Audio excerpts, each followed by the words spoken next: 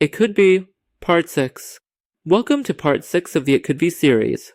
In this chapter, we're diving even deeper into the subtle patterns and behaviors that shape our lives.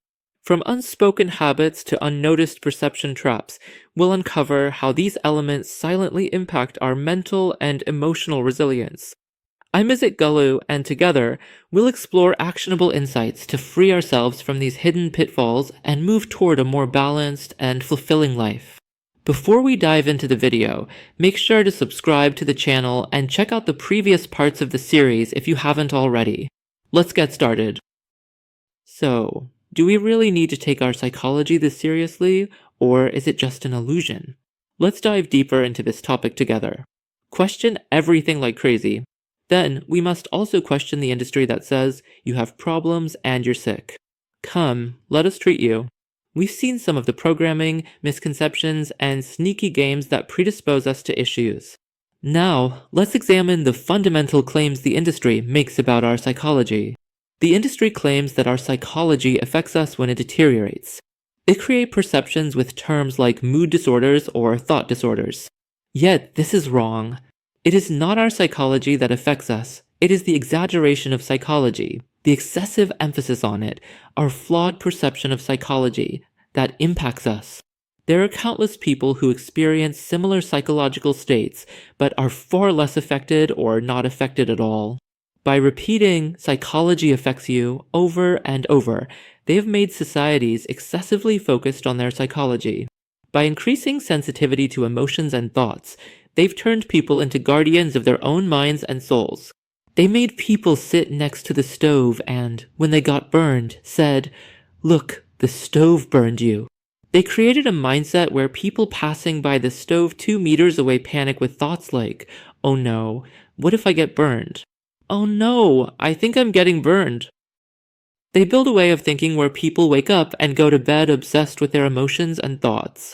If psychology weren't overemphasized, who would feel the need to seek clinical help? This is why the industry tries to save us from our current psychology. But this too is wrong. The effort to save is a battle, and every battle feeds the process. Liberation is not always achieved through fighting. Many wars have been won not on the battlefield, but at the negotiating table. There are no winners when fighting against emotions and thoughts.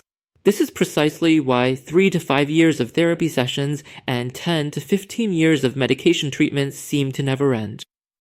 Yet the same phenomena do not trigger the same psychology in everyone. Not every psychology, emotion, or thought affects everyone the same way. The industry says if your psychology begins to affect your daily life, that's a disorder. This claim is also untrue. Psychology does not have the power to impact our daily lives. If a psychology has been exaggerated due to misconceptions, overly emphasized because of faulty judgments, and the mind has been convinced that psychology will affect daily life, then it might influence daily life, but only under these circumstances. What psychology is heavier than the pain of losing a child?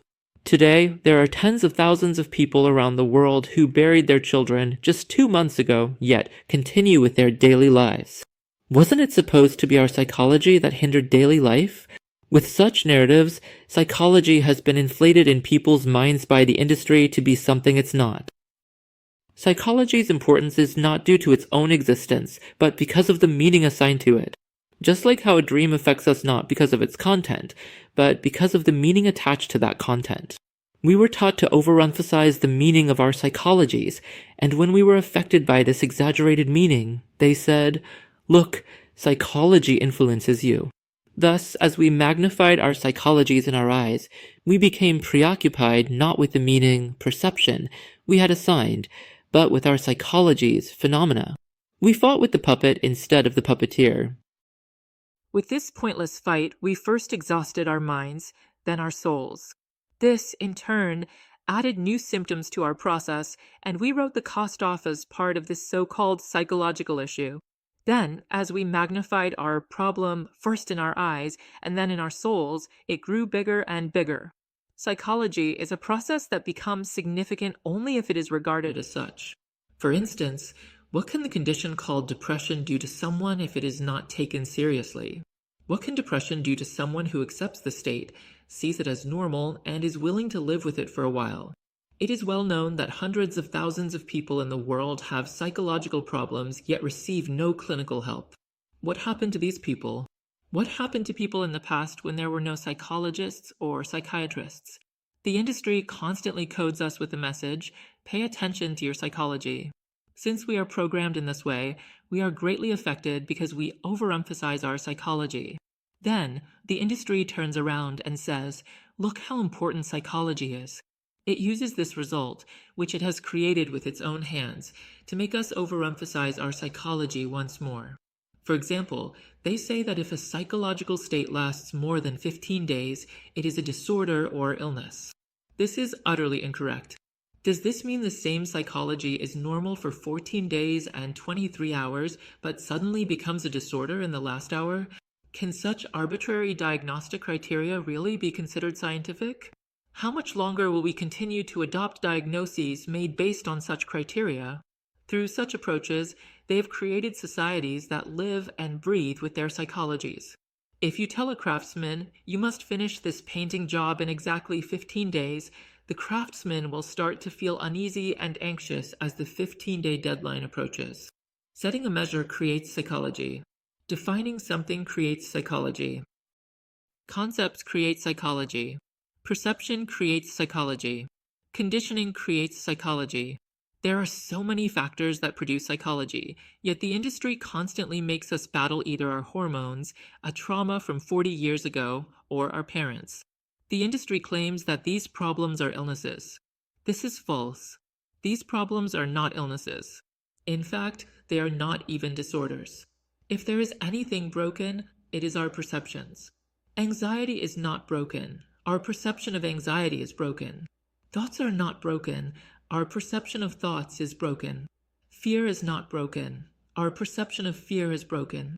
By labeling it anxiety disorder, they taught us to fear our anxiety. By labeling it panic disorder, they conditioned us to fear our fears. By labeling it thought disorder, they taught us to worry about our thoughts and become obsessed with them.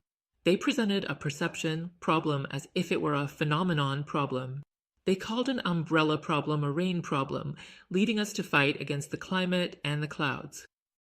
Most of the time, the only thing that changes is the commercial name of the medication, yet it is still said, we changed the medication.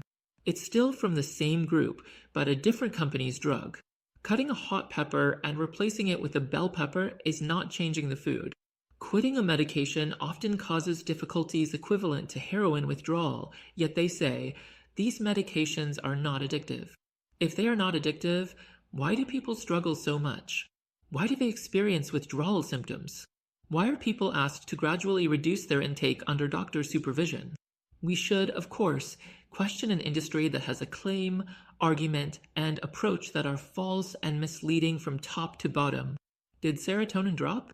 If serotonin is low, it can be replenished within a month, 5 months, or at most 10 months. Has anyone seen their vitamin B12 levels rise after using a reasonable amount of medication? Why is the serotonin level of millions of people who have used medication for years not rising? Is it trauma-related? There are many people without a trauma history who experience problems. Why have problems increased in the last 20 or 30 years? What kinds of traumas have emerged in the last 2 or 3 decades, for example? Was there no trauma in the past? Why were these problems not as widespread in the past? Treatment is an effort to eliminate or reduce the issue.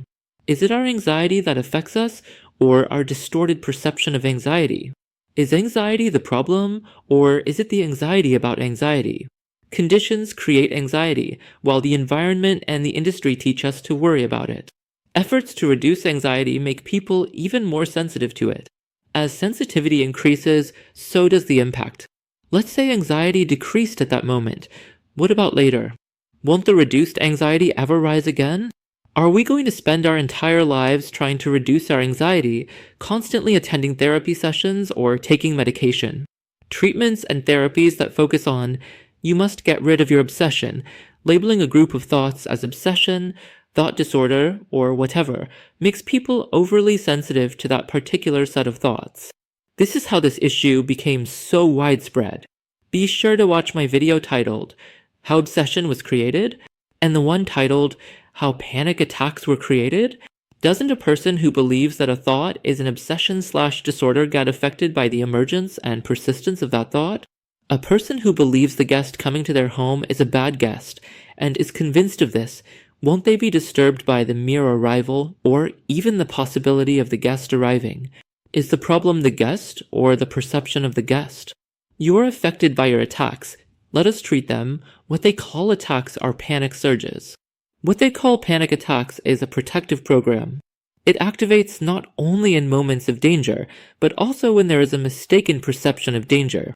A panic attack occurs when this system is triggered by a false danger perception, even when no real threat exists.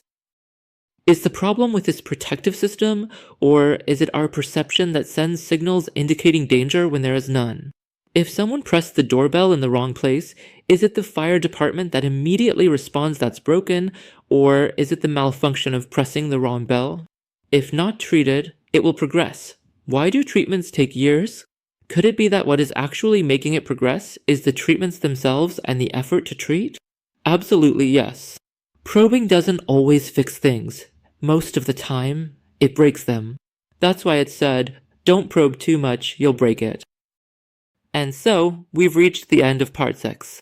Today, we touched on many important topics, from the superficiality of medications and treatment methods to how anxiety and perceptions affect people.